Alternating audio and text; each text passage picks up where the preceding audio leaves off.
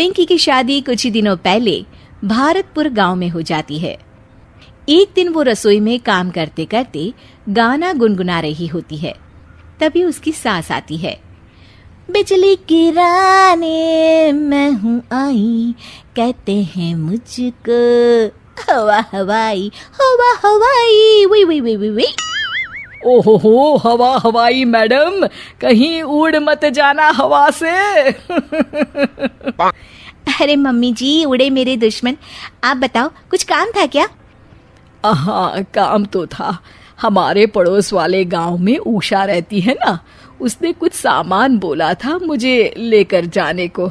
अब मेरे घुटनों में हो रहा है दर्द, तो तुम ही पहुंचा दो ना बहू ये सामान। अरे वाह, इतने सुहाने मौसम में घर से बाहर निकलने को मिल रहा है, मजा आ जाएगा। ये लो बेटा, ध्यान से जाना और लौटते वक्त उस गांव के कुल देवता के मंदिर में भी माथा टेक आना। हाँ हाँ मम्मी जी, जैसा आप कहें। पर ये सब करने के लिए थोड़ा सा खर्चा पानी मिल जाता तो।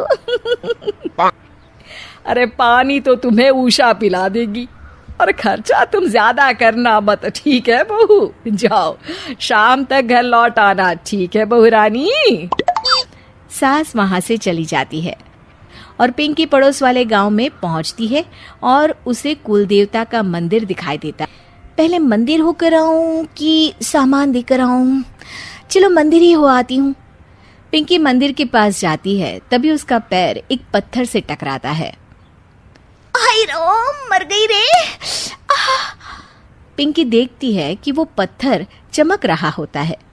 पिंकी वो पत्थर उठा लेती है। अरे, ये पत्थर तो चमक रहा है। वो पत्थर देख ही रही होती है कि तभी उसे एक आवाज सुनाई देती है। दन दना दन दन दन दन, जो तेरा मन चाहे तू बन। अरे, ये आवाज कहाँ से आ रही है? जो तेरे हाथ में पत्थर है उसी में से बोल रहा हूँ मैं पिंकी। ये पत्थर है जादुई, और ये लगा है तेरे हाथों में, तो ये हुआ तेरा।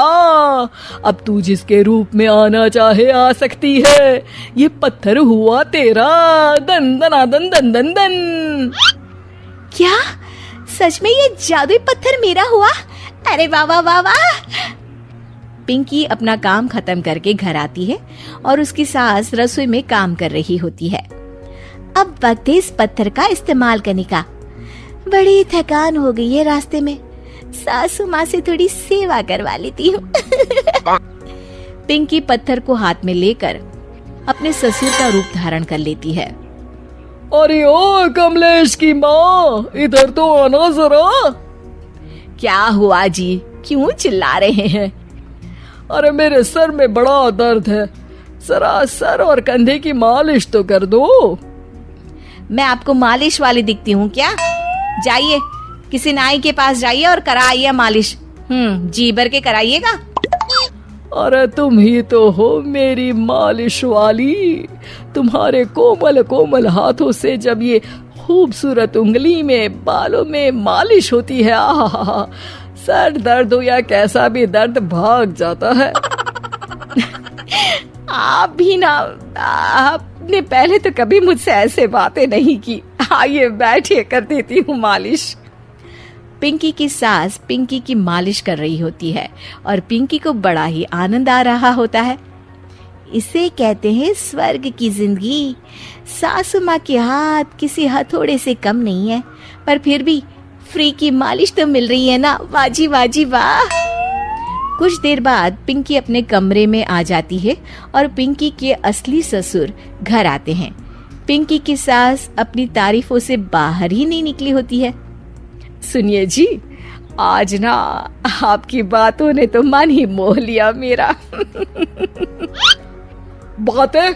कौन सी बातें?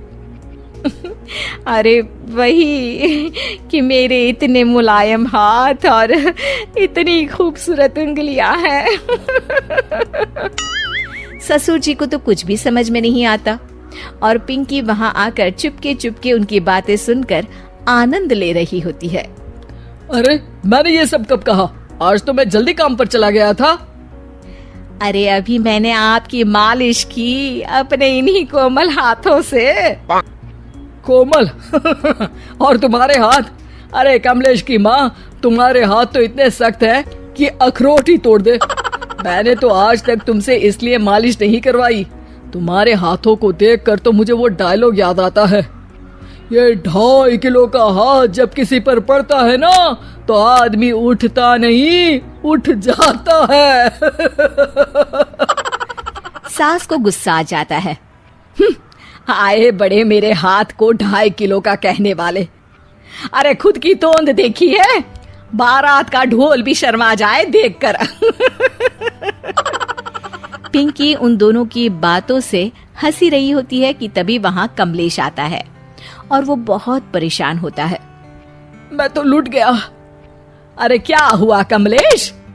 दुकान में कल वो गुंडा जग्गू दादा आए थे और धमकी देकर गए हैं कि 1 लाख का हफ्ता देना पड़ेगा, नहीं तो मेरी दुकान तोड़ देंगे। सभी चौंक जाते हैं। क्या पिंकी अपने पति कमलेश को जग्गू दादा से बचा पाएगी? जानने के लिए देखिए रूप बदलने वाली बहू पार्ट 2।